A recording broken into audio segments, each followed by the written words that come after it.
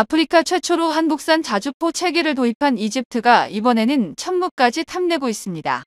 최근 이집트 현지 매체에서 천무 도입과 기술 이전에 대한 내용을 중심으로 물밑 협상을 벌이고 있다는 소식이 전해졌는데요. 만약 이집트에 천무까지 수출된다면 이집트 육군은 한국산 포병 장비로 도배한 나라가 됩니다. 이집트가 한국산 천무를 콕 집은 이유가 있다고 하는데요. 사실 이집트의 한국산 포병 무기 사랑은 대단합니다. 이미 2조 원 이상의 예산을 들여 다량의 K9을 도입하였을 뿐만 아니라 여기에 더해 K10 탄약보급 장갑차와 K11 사격지휘 장갑차도 함께 도입하였습니다. 게다가 자주포의 두뇌 역할을 맡는 사격지휘 체계까지 세계 최초로 한국산 체계를 도입한 것이 이집트일 정도로 이집트는 K9과 관련하여 구매할 수 있는 모든 체계와 장비를 싹 다 현찰 박치기로 구매했는데요. 그리고 이에 화답한 한국은 K11 사격지휘 장갑차에 탑재할 사격지휘 체계에 이집트의 안보 환경을 반영하여 대함 사격에 특화된 기능을 추가 개량하여 공급하기로 결단을 내렸는데요. 이집트가 비록 방산시장에서 유명한 국가는 아닐지 몰라도 자주포 체계에서 한국과의 협력 태도는 다른 나라들의 추종을 불허하고 있습니다. 이처럼 한국산 자주포 체계에 푹 빠진 이집트가 천무 도입까지 체결한다면 앞으로 이집트는 한국 포병의 홍보 무대가 될 수 있습니다. 특히 안보 위기가 고조되는 이집트에서 K9이나 천무를 실전에 투입하여 혁혁한 성과를 올린다면 한국 포병 무기의 수출은 더욱 탄력을 받을 수 있는데요. 오늘은 천무의 이집트 수출에 대해서 알아보겠습니다. 현재 이집트 육군이 보유한 다연장 로켓 전력은 약 40문 이상의 ME-70MLRS와 60문 정도의 BM-21이 있습니다. 하지만 BM-21은 1960년대에 소련이 개발한 다연장 로켓으로 현대 전장에서는 도저히 사용하기 어려울 정도로 노후화 문제가 심각하며 ME-70MLRS도 이제는 추가 생산을 하지 않는 기종입니다. 이집트가 2003년에 도입한 ME-70MLRS가 단종 직전의 마지막 생산분이었는데요. 이처럼 이집트가 보유한 다연장 로켓은 추가 도입이 어려울 정도로 노후화된 상태이며 이 때문에 이집트도 신형 천무 다연장 로켓에 관심을 보이고 있는 것입니다. 군사 분야 측면에서 이집트는 한국 국민들에게 다소 낯설게 느껴질 수 있는 나라지만 이집트는 최근 그 어떤 나라보다도 국방 분야에 많은 투자를 아끼지 않고 있습니다. 군사 분쟁이 잦은 중동 지역의 영향으로 인해 이집트는 직간접적으로 많은 피해를 받고 있는데요. 이집트는 홍해 일대를 위협하는 후티 반군으로 인해 심각한 경제적 위기를 맞이하고 있습니다. 전 세계 물동량의 15%를 차지하는 홍해는 해상교역에 있어 절대로 빼놓을 수 없는 지역입니다. 그런데 후티 반군이 민간인 상선까지 무차별 공격을 일삼으며 전 세계 많은 기업이 홍해 노선 운항을 중단했고 지중해와 홍해를 연결하는 스웨즈 운하를 관할하는 이집트의 손해도 더욱 커지고 있습니다. 오죽하면 이집트 대통령은 공식 성명을 통해 후티 반군의 방해로 스웨즈 운하 수입이 60%나 감소했고 최근 몇 달 동안 60억 달러 이상의 경제적 손실을 입었다고 지적했을 정도입니다. 이집트가 지상 전력인 K9 자주포를 도입하면서 적성국의 함정까지 타격할 수 있는 사격 지휘 체계를 원했던 것도 연안을 위협하는 후티 반군이나 무장 세력의 준동을 억제하기 위해서인데요. 여기에 이집트는 천무 도입을 검토하며 자국의 포병 화력을 확실하게 강화할 준비를 하고 있습니다. 천무는 이미 사우디아라비아와 아랍에미리트를 통해 중동의 사막 지역에서도 원활한 작전 수행이 가능하다는 점이 입증되었습니다. 중동 일대의 사막 지형은 뜨거운 고온과 모래, 폭풍 등으로 인해 군사무기가 활약하기 어려운 환경을 가지고 있습니다. 다른 나라에서 성능을 검증받았던 무기체계들 중동의 고전을 면치 못하는 경우가 많은데요. 하지만 한국의 천무는 이미 중동에서 원활한 작전이 가능하다는 점이 입증되었기 때문에 이집트군의 관심을 받고 있는 것입니다. 여기에 더해 사우디아라비아가 후티 반군을 상대로 천무를 실전에서 사용했다는 점도 천무의 이집트 수출 확률을 높여주는 요소입니다. 군사무기 체계에 있어 가장 확실한 판매 포인트는 실전 경험입니다. 제 아무리 성능 테스트 과정에서 좋은 모습을 보여주었다고 하더라도 실전에서 확실한 모습을 보여준 무기와 그렇지 않은 무기의 시장 대접은 판이하게 달라지는데 실전 검증이 완료된 무기는 신뢰성 측면에서 높은 점수를 받을 수 있습니다. 따라서 후티 반군의 위협으로 인해 신무기 도입을 서두르는 이집트의 입장에서 후티 반군과 실전을 치르고 있는 천무는 다른 무기보다 더 높은 신뢰를 받을 수 있다는 의미입니다. 천무는 후티 반군과의 교전에 사우디아라비아가 계속해서 투입하였기에 이집트 측에서도 더욱 높은 신뢰를 가지고 한국산 무기 도입을 검토할 수 있습니다. 사실 그동안 한국 방산의 수출이 증대되는 상황 속에서도 유독 아쉬운 점으로 지적받던 요소가 실전 경험이었습니다. FA50 이외에는 마땅한 실전 사례를 찾아보기 어렵고 이것이 홍보 측면에서 한국 방산의 단점이 될 수 있다는 군 전문가들의 목소리가 작지 않았습니다. 아닌 게 아니라 FA50은 필리핀의 반군 소탕 작전에 실제로 투입되어 성능을 입증했고 이를 기반으로 수출 실적을 확대할 수 있었습니다. 당시 필리핀 공군이 보유하고 있던 구형 전투기들은 근접 항공 지원 과정에서 아군을 향해 오폭을 하거나 표적을 정확하게 공격하지 못해 낭패를 봤지만 FA50은 무유도 폭탄을 사용했음에도 높은 명중률을 기록하며 단숨에 필리핀 공군의 신뢰도를 상승시켰습니다. 또한 주간보다 임무 난이도가 높은 야간 폭격에도 참여하여 성과를 세우는 등 다양한 실제 작전에 투입되면서 홍보 효과를 톡톡히 누렸는데요. 대부분의 동남아시아 국가들이 FA50 계열을 앞다퉈 도입한 이면에 필리핀의 FA50 실전 투입 효과가 깔려있다는 점은 부인할 수 없는 사실입니다. 게다가 천무는 지상과 해상에서 모두 후티 반군을 제압할 수 있는 뛰어난 성능을 가지고 있습니다. 천무가 사용하는 230mm 계열의 로켓은 축구장 3개 이상의 면적을 초토화할 수 있는 데다가 자탄의 불발은 겨우 0.1%에 불과하여 미국을 압도하는 수준입니다. 한국이 이렇게 뛰어난 불발률을 보여줄 수 있었던 이유는 각 공정마다 9개 이상의 검사 과정을 거치고 2000번의 충격 시험을 통과하는 등 철저한 품질 관리와 제작 과정의 체계화에 성공했기 때문입니다. 심지어 회전 시험 과정에선 3600번의 회전을 견뎌내야 할 정도로 철저한 과정을 거친 한국의 천무 로켓은 이집트군의 작전 성공 확률을 더욱 높여줄 것입니다. 또한 천무는 지상 표적 이외에도 해상 표적을 타격할 수 있는 능력을 갖추고 있습니다. 천무의 라이벌이라 할 수 있는 미국의 하이마스는 뛰어난 기동성과 가벼운 무게로 인해 전 세계 각지에서 주목받고 있지만 해상 표적을 타격할 수 있는 능력은 상당히 떨어지는 편입니다. 미국은 필리핀과의 연합훈련에서 중국 표적으로 가정한 해상 표적을 향해 10발의 하이마스를 사격했다가 한 발도 표적을 명중시키지 못했습니다.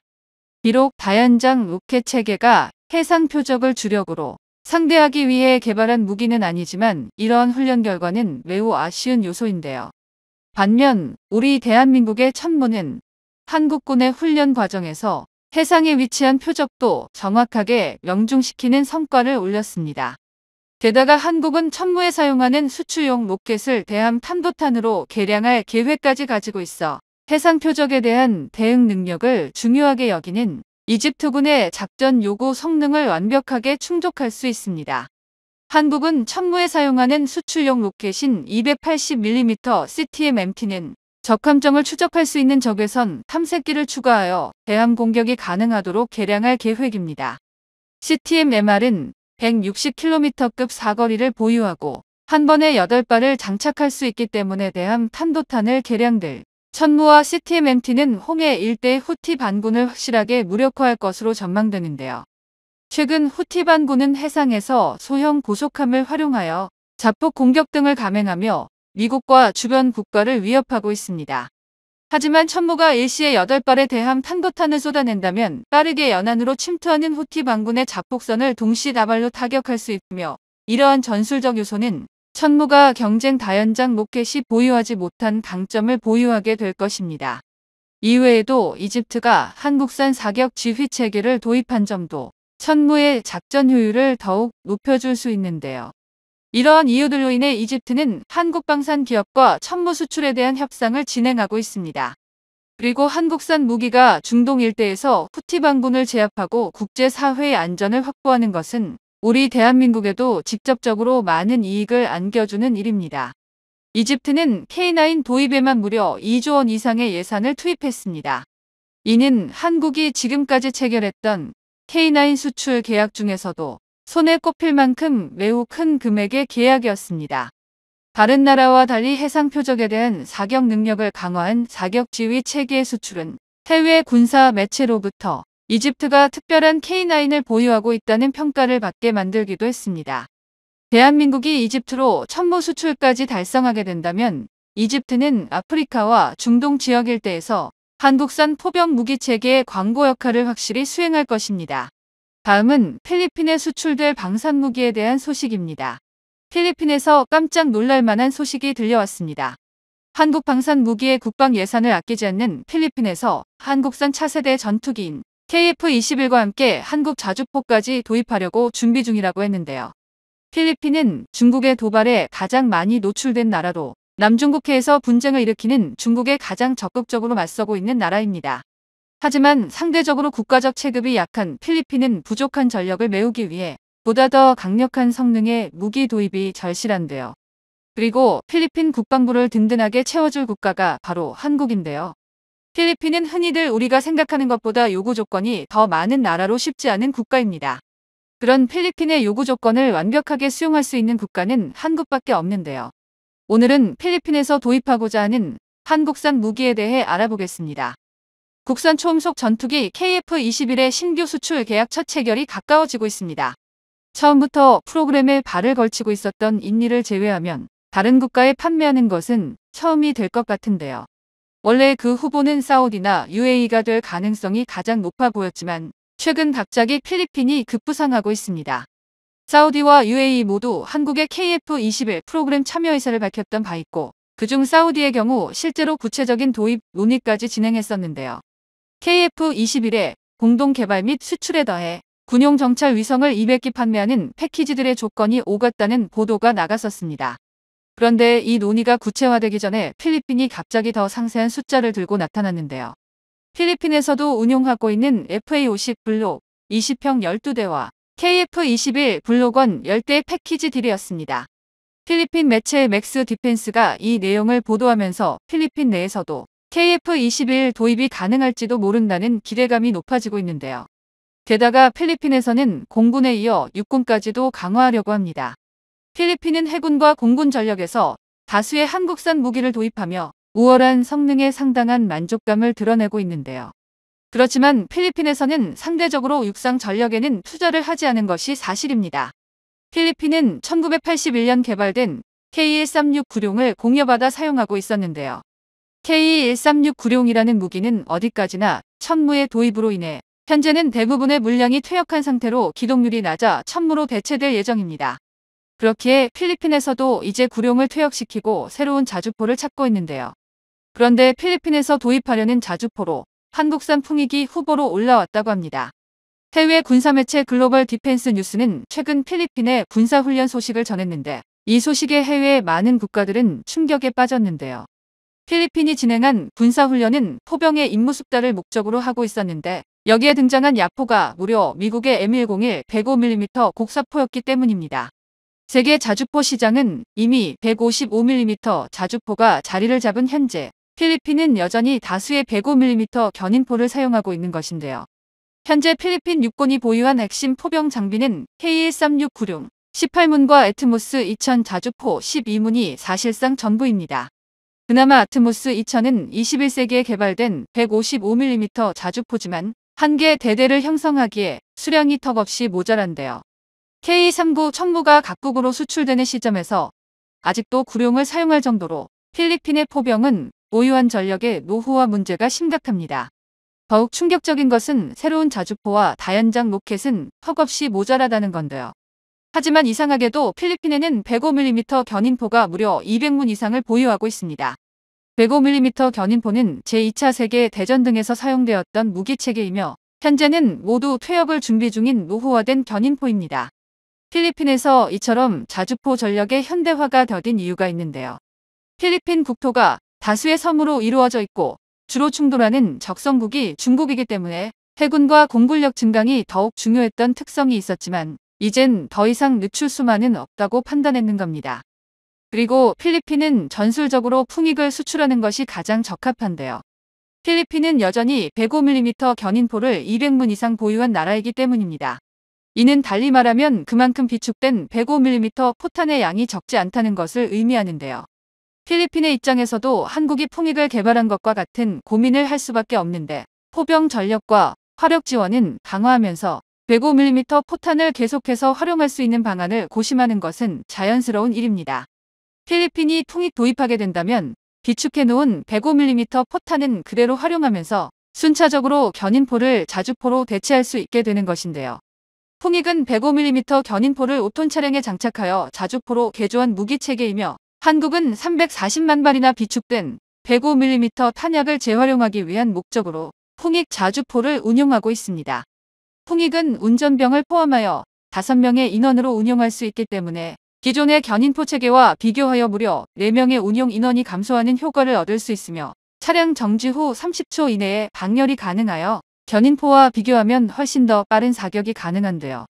일례로 풍익의 초탄 발사 시간은 105mm 견인포보다 4분이나 감소한 1분이며 이동 준비 시간 역시 10분 이상 단축하여 겨우 30초 만에 자주포의 이동이 가능하여 현대 전장에서 포병 작전의 핵심으로 떠오른 치고 빠지는 일명 슛앤스쿱 작전을 구사하는 데도 적합합니다.